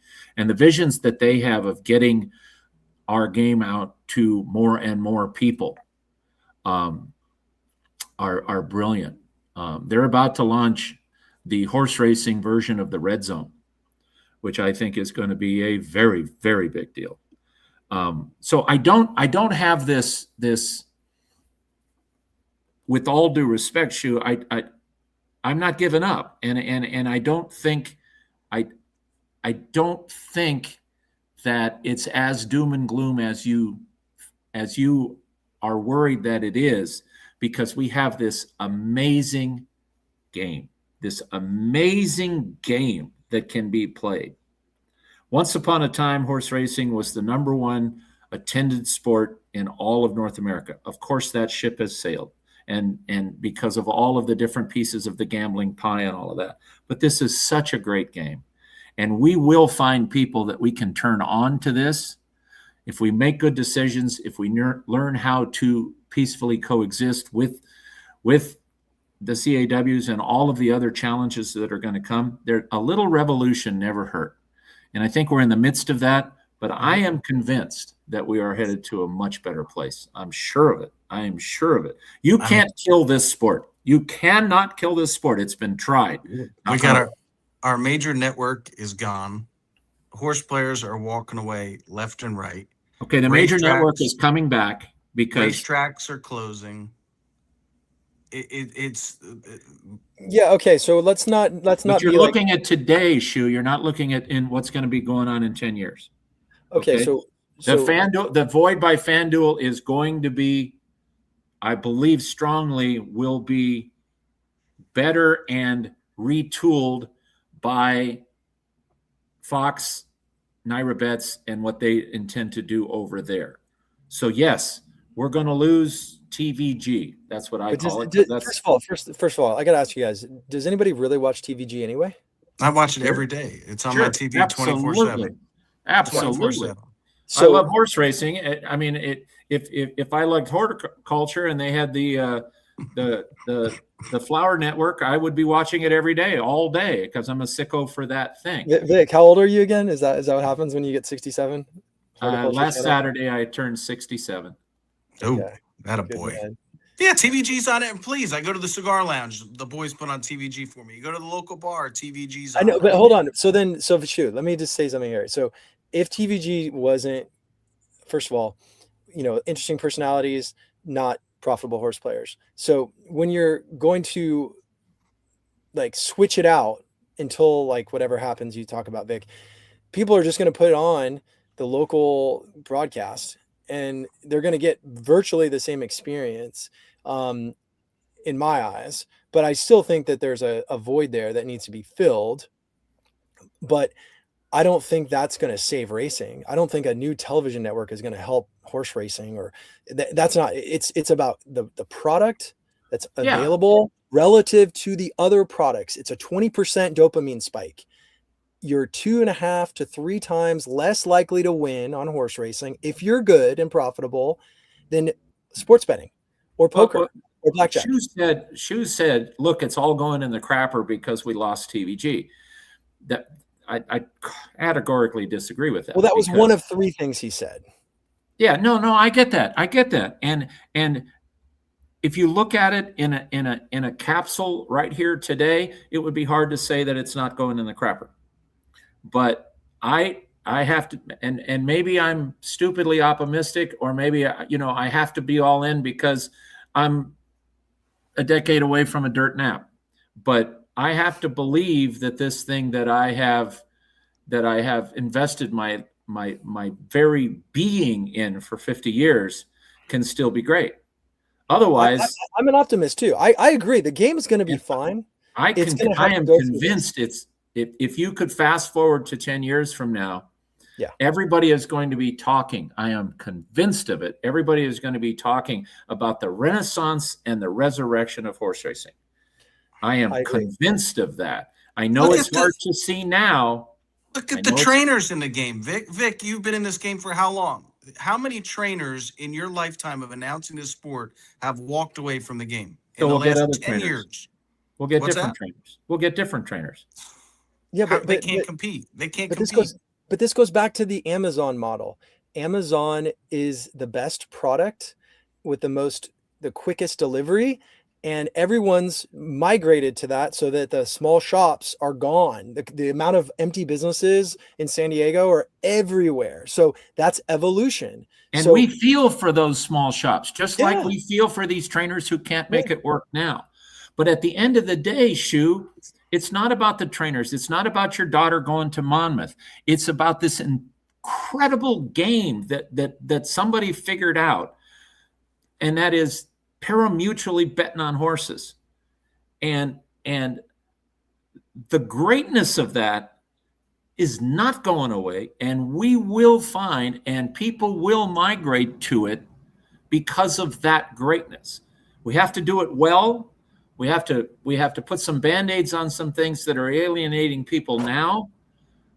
But this sport, it's like that scene from Apollo 13, where the guy says to Ed Harris, he says, this is going to be the worst thing that's ever happened to the space program. And Ed Harris turns and he says, you know something?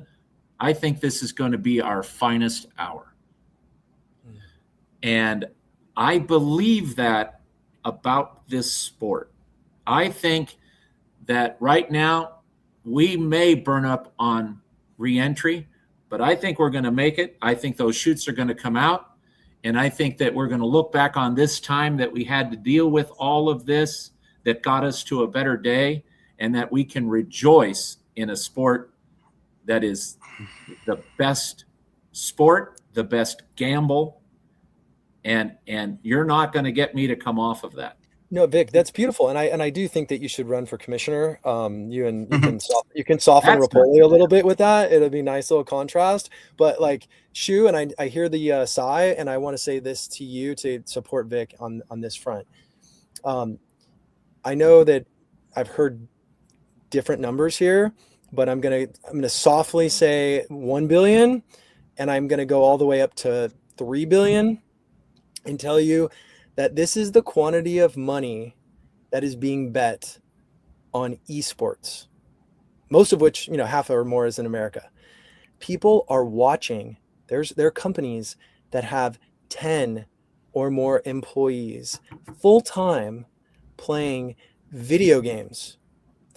People are betting $1 to $3 billion a year. And I know it's a big stretch because I heard it's 1 billion in America and it's 2 billion.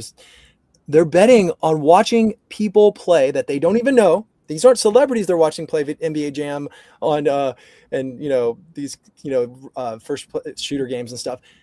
That shows you that to me, Vic is right, purely from the instinct of males to want to die with their dollar or their voice or stroke their ego. You know why they're playing esports? You want to know why?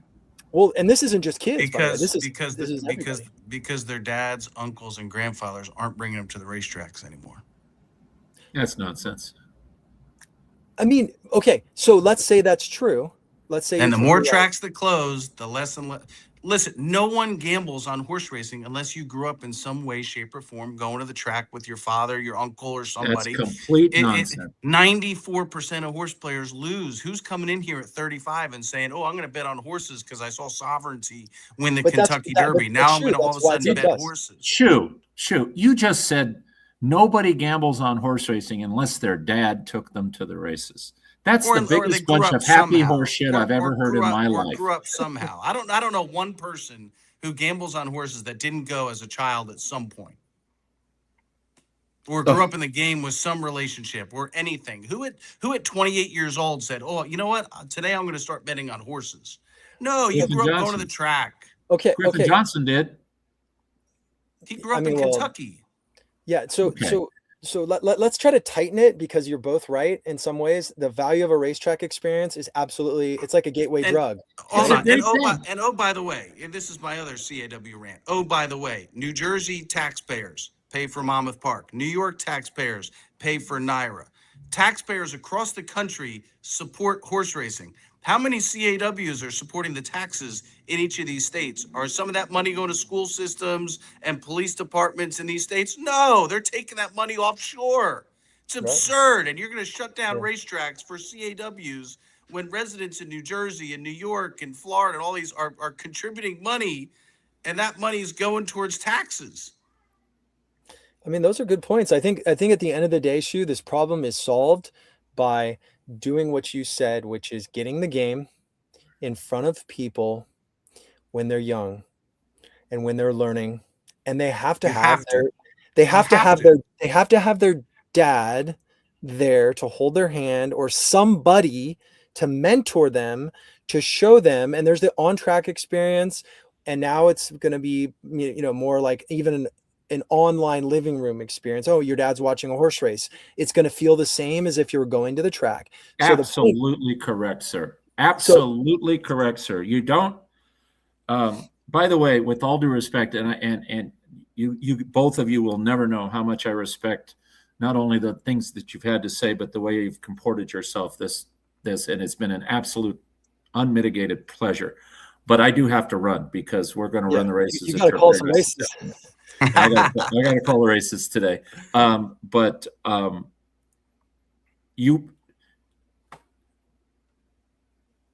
Shoe, it's serious. You're a serious guy, and I respect you.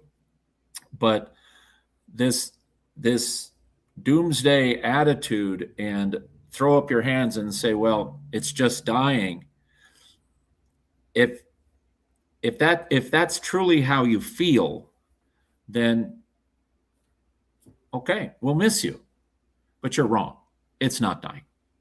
I love this game more than anybody. Vic, I went to bed in college. You don't love it more than I do. I went to bed in college with you announcing at Hollywood Park, and the Lava Man calls. I mean, I could hear the Lava Man call in my sleep. The Latruska call at Oaklawn, one of the best race calls I've ever heard in my life. Thank you. I live and die in this game. I'd be a Don't give up on us. Don't give up. I'd be a multi-millionaire if I didn't love this game, right? I love it more than anybody. I take pride in being the voice of the everyday horse player. And the frustrations, I'm an everyday horse player. The frustrations that I echo here, I'm echoing for the racetrack community. And people are so upset about these racetracks closing, and so upset about this just the current state of the game. And Rapoli's on there ranting, and you have trainers ranting about HISA, and you have owners leaving the game. We need better leadership in this sport. We need to go back to what worked forever. We can't eliminate the racetrack. I think the one thing this sport does better than any other is the experience of the racetrack. People going out to the Derby this week are going to have the time of their lives. We believe in that strongly at Turf Paradise. We believe in that strongly. The on-track experience. It's so important. It's so important. It's important, but it's not a deal breaker. It's not a deal breaker. I think long term it is. I think long term. Well, then that's where we disagree. And I think we need that. And to hear that from somebody like you is it reinforces how we need to roll up our sleeves and get this thing figured out. But we're going to do that, and it can be done. And For people sure. like yourself and Christian are the reasons why it can be done. So don't give up on us. It's going to work. It's going to work, because at the core, at ground zero, our game is the best fucking game of all. Yeah, I agree. and if we love Period. it, if we love it this much, if we love it and it's changed my life, built my character, spiritual journey, all And that we're not stuff. the only ones, obviously. Exactly. But I'm saying, Shoe, call to action is, and Vic's gonna have his dirt nap at some point here, and not saying it, but my point is, we're in our 40s, and guess what, brother? It's up to people like us to do things to, inspire people to understand it. But we have to call a spade, and we can't spread this disinformation about betting. Oh, bet the favorites and no. It's got to be about literally having discipline and choosing wisely. But I know, Vic, you have to run out here. This has been fun. Maybe we'll do it again. It's been such a privilege. I think it's so fun to compete against you in the tournaments and to talk a little smack about the industry. And I definitely respect everything you said too. So this has been awesome, guys. And Vic, you're great, man. Love hearing from you. Pleasure A lot has of been respect mine, for you. gentlemen. This is all about passion, and Shoe, I respect your passion, and I don't want to lose you as a customer. I'm not going anywhere. And there's a whole bunch of people just like you, even though they feel like they're being beaten up. We're going to get this right. It's going to be great. I do have to run. Yeah. Thank you, boys. Vic. Thanks, Hellmers. Great stuff, guys. All right, Okay. guys. Have a great day. All right. Ciao.